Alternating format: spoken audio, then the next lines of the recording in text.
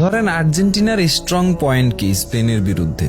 এই ওয়ার্ল্ড কাপে এই পর্যায়ে স্পেন টেকনিক্যাল ফুটবলে তো ধরেন এক প্রকার ডমিনেন্স করে ফাইনাল পর্যন্ত আসছে। তাহলে আর্জেন্টিনার চান্সেসটা কি হইতে পারে? আর্জেন্টিনার চান্সেসটা হচ্ছে প্রাইম মেসি ভার্সাস প্রাইম স্পেনের একটা ম্যাচ, যেটা আমি অনেকটা নিজের চোখে সাক্ষী হয়েছিলাম।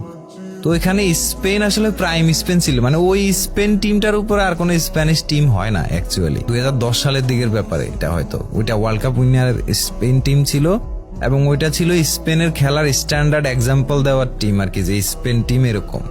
সো ওই টিমকে আসলে 4-1 গোলের ব্যবধানে হারাইছিল মেসির আর্জেন্টিনা। মেসি আর ডিমারিয়া ছিল ওই ম্যাচে।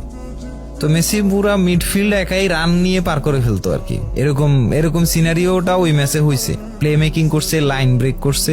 তো এই ম্যাচটাতে মেসি হয়তো পুরা একটা দৌড় দিয়ে পুরা মিডফিল্ড ক্রস করতে পারবে না, কিন্তু একটা পাস দিয়ে মিডফিল্ডটা ভাঙতে পারে, একটা লং বল দিয়ে মিডফিল্ডটা ভেঙে ফেলতে পারে, একটা পিন পয়েন্ট লং বল দিয়ে স্প্যানিশ হাই লাইনকে আঘাত করতে পারে, এবং রিকভার্ড হওয়া একটা বল থেকে ট্রানজিশনাল অ্যাটাকে স্পেনের বক্সে চলে যেতে পারে।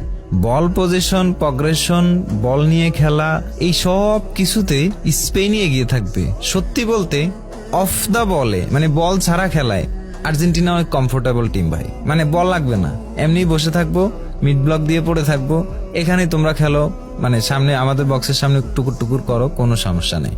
আর্জেন্টিনা এই খেলাটাকে আসলে ইনভাইট করে। গোটা বিশ্বকাপে এই ধরনের খেলাকে আর্জেন্টিনা সবসময় অ্যাপ্রিসিয়েট করে ইনভাইট করে আসছে। এই ইনভাইটেশনটা আর্জেন্টিনা